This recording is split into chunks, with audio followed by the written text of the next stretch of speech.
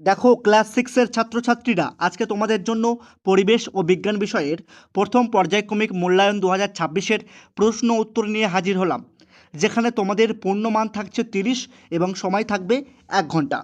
প্রথম প্রশ্নটা দেখে নাও, সঠিক উত্তরটি নির্বাচন করো।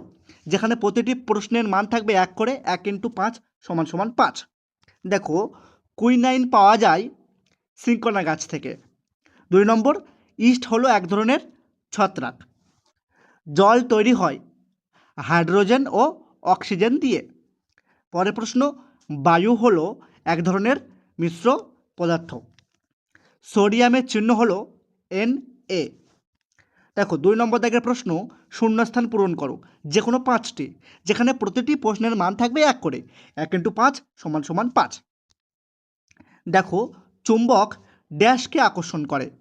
চুম্বক মূলত লোহা, নিকেল, কোবাল্ট এবং এগুলোর সংকর ধাতু বা ইস্পাতকে তীব্রভাবে আকর্ষণ করে। পরের প্রশ্ন, জলের একটি অণুতে হাইড্রোজেন পরমাণু সংখ্যা কটি? 2টি। কোনো পদার্থকে ভেঙে গুঁড়ো করলে ওই পদার্থের ক্ষেত্রফলের ড্যাশ ঘটে। কি ঘটে? বৃদ্ধি ঘটে। চোখ ভালো রাখে ভিটামিন ড্যাশ। উত্তর হচ্ছে ভিটামিন এ। শ্বাস ছাড়ার সময় আমরা ড্যাশ গ্যাস ত্যাগ করি। কী গ্যাস ত্যাগ করি? কার্বন ডাই অক্সাইড গ্যাস ত্যাগ করি। পরের প্রশ্ন, রজন পাওয়া যায় ড্যাশ গাছ থেকে। কী গাছ থেকে পাওয়া যায় রজন? পাইন গাছ থেকে। 3 নম্বর দাগের প্রশ্ন আছে, এই স্তম্ভের ও বি স্তম্ভের মধ্যে সম্পর্ক স্থাপন করো।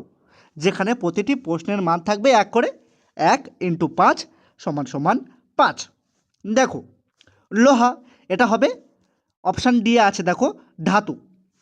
কাগজ পোড়ানো, এটা হবে অপশান ই রাসায়নিক পরিবর্তন। ম্যালাথিয়ন, এটা হবে অপশান এ রাসায়নিক কীটনাশক। এরিথ্রোমাইসিন, এটা হবে সি ওষুধ। স্বর্ণলতা, এটা হবে বি পরজীবী। এবার আমরা দেখব 4 নম্বর দাগের প্রশ্ন, যেখানে একটি বা দুটি বাক্যে উত্তর দিতে বলছে।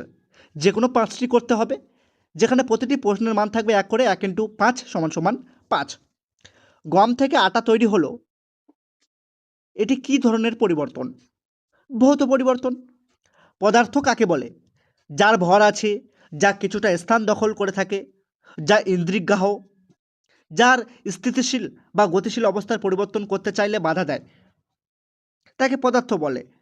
যেমন কাঠ, লোহা, জল, দুধ, অক্সিজেন ইত্যাদি। পরের প্রশ্ন, এমন একটি উদাহরণ দাও যেখানে ভৌত পরিবর্তন ও রাসায়নিক পরিবর্তন একই সঙ্গে ঘটে। মোমবাতির জ্বলন। রাসায়নিক বিক্রিয়ার হার বৃদ্ধির একটি উপায় লেখো। উষ্ণতা বা তাপমাত্রা বৃদ্ধি করা। পরের প্রশ্ন, কেলাসন কি? উচ্চ উষ্ণতার সম্পৃক্ত দ্রবণকে ধীরে ধীরে ঠান্ডা করলে কিছু পরিমাণ দ্রাব্য নির্দিষ্ট জ্যামিতিক আকৃতিতে, অর্থাৎ কেলাস আকারে পাত্রের তলদেশে জমতে থাকে। এই পদ্ধতিকে কেলাসন বলে। সামুদ্রিক মাছের যকৃতে কী কী ভিটামিন থাকে? ভিটামিন এ ও ডি। সংক্ষিপ্ত উত্তর দাও। 5 দাগের প্রশ্ন আছে যে কোনো 5টি, যেখানে প্রতিটি প্রশ্নের মান থাকবে 2 করে। 2 × 5 = 10। প্রথম প্রশ্ন আছে, দেখো মিথজীবিতা কি? একটি উদাহরণ দাও। প্রকৃতিতে 2টি বা তার বেশি ভিন্ন প্রজাতিযুক্ত জীব একে অপরের সাহায্যে বসবাস করলে এবং পরস্পর বিনিময়ের মাধ্যমে পুষ্টি পদার্থ সংগ্রহ করলে সেই ঘটনাকে মিথজীবিতা বা সিম্বায়োসিস বলে।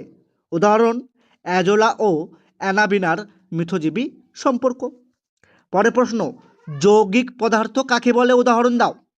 2 বা ততোধিক মৌল নির্দিষ্ট ওজন অনুপাতে পরস্পর রাসায়নিক বিক্রিয়া করে যুক্ত হয়ে যে ভিন্ন ধর্মের পদার্থ উৎপন্ন করে তাকেই যৌগিক পদার্থ বলে, যেমন জল, কার্বন ডাইঅক্সাইড ইত্যাদি। পরের প্রশ্ন, চিহ্ন কাকে বলে এবং পটাশিয়ামের চিহ্ন কি? কোনো মৌলিক পদার্থের নাম যার সাহায্যে সংক্ষেপে প্রকাশ করা হয় তাকে চিহ্ন বলে। অন্যভাবে বলতে গেলে, মৌলের একটি পরমাণুকে সংক্ষেপে যে ইংরেজি বর্ণমালার সাহায্যে প্রকাশ করা হয় তাকে চিহ্ন বলে।